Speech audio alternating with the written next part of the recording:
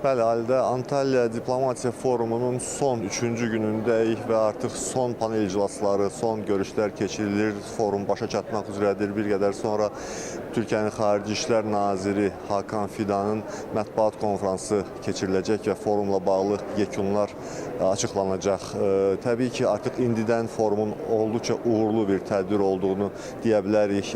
3 gün ərzində dünyanın ən müxtəlif problemləri, dünyanın ən müxtəlif regionlarındakı münaqişələr, coğrafiyasına görə, əhatə dairəsinə görə, mövzuların genişliyinə görə son dərəcə önəmli bir forum kimi qiymətləndirilir. Əgər ilk forumlar müəyyən mənada Davos İqtisadi Zirvə toplantısı, Münxen Təhlükəsizlik Zirvəsi ilə müqayisə olunurdusa, hər nə qədər mövzular fərqli də olsa, forumun miqyasını dünyaya çatdırmaq baxımından artıq bugünkü 4-cü forumu Antalya Diplomatiya Zirvəsi, Antalya Diplomatiya Forumu deyildiyi zaman bütün dünyada artıq bilinən, tanınan və hörmətlə yanaşılan bir tədbirdən söhbət gedir. Bu il təbii ki, Azərbaycan ilk dəfə olaraq prezident səviyyəsində forumda iştirak etdi və bu da olduqca yüksək qiymətləndirilir.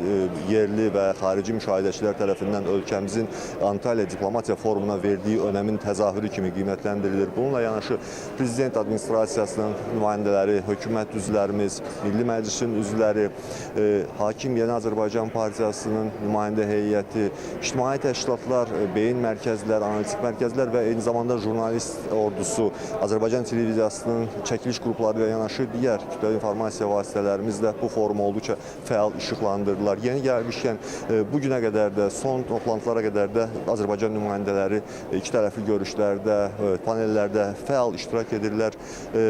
Yeni Azərbaycan Partiyasının sədr müavini, mərkəzi aparatının rəhbəri Tahir Budaqovun rəhbərlik etdiyi nümayəndə heyəti Şimali Kipr Türk Cumhuriyyətinin baş naziri Ünal Üstəl ilə görüşdü.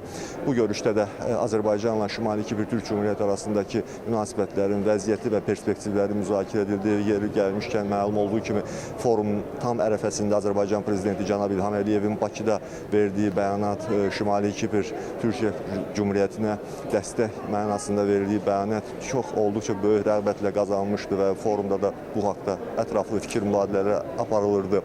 Və artıq dediyim kimi son tədbirlər keçirilir. Bir qədər sonra Xarici İşlər Naziri Hakan Fidanın mətbuat konfransı başlayır və biz bu toplantı haqqında da növbəti buraxılışlarımızda məlumat verməyə çalışacağıq. Söz yenidən sizdədir, Alidə.